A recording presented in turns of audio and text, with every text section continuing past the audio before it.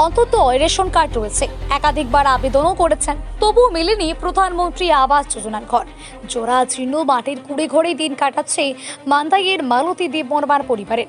পশ্চিম ত্রিপুরা জেলার মান্দাই ব্লকের ধনইপাড়া বাসিন্দা মালতী দেববর্মার পরিবার এখনও বসবাস করছে একটি জোড়া জীর্ণ মাটির কুড়ে ঘরে। পরিবারের দাবি, তারা অন্তত রেশন কার্ডধারী হওয়া সত্ত্বেও এখনো পর্যন্ত প্রধানমন্ত্রী আবাস যোজনার সুবিধা পাননি। মালতী দেববর্মা জানান, সরকারি আবাসনের জন্য একাধিকবার আবেদন করেছেন। প্রয়োজনীয় নথিপত্র জমা দেওয়ার পাশাপাশি একাধিকবার জিও ট্যাগিং বা জিও ট্র্যাকিং এর কাজও সম্পন্ন হয়েছে, কিন্তু এত কিছুর পরও এখনো পর্যন্ত তার পরিবারের নামে আবাস যোজনার ঘর বরাদ্দ হয়নি বলে অভিযোগ। বর্ষাকালে ভাঙাচোরা মাটির ঘরে বসবাস করতে গিয়ে প্রতিনিয়ত দুর্ভোগের শিকার হতে হচ্ছে পরিবারটিকে। সরকারি আবাসনের আশায় দীর্ঘদিন ধরে অপেক্ষা করে কোনো ইতিবাচক সাড়া না মেলায় হতাশ মালতী দেববর্মা।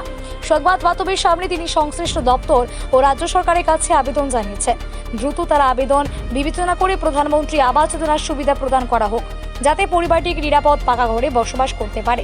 মালতী দেববর্মার অভিযোগের বিষয়ে এখনো পর্যন্ত সংশ্লিষ্ট দপ্তরে কোনো প্রতিক্রিয়া পাওয়া যায়নি।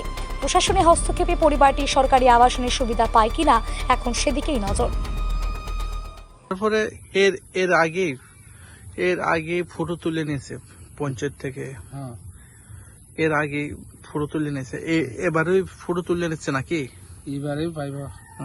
এবারে ফটো তুলে নিচ্ছে না? এমনি কয়বার তোলা হয়েছে? দুই তিনবার। পূজা খান্দারা ও মা ওয়াইছে বুঝা খানা ফুটল বো যেটা বুঝামি নক মায়া চিনতে ও ওয়াইছে থাকিয়া ওয়াইছে বুঝা গেদা ওইটা বুঝা ওই মিটিং তো থাকা না এ দুইবার নক কথা দুইবার হইলো। দুইবার হয়েছে না? তারপরে কোনো কাজ কোনো হয়েছে না? না হয়েছে না এখন পর্যন্ত হয়েছে না।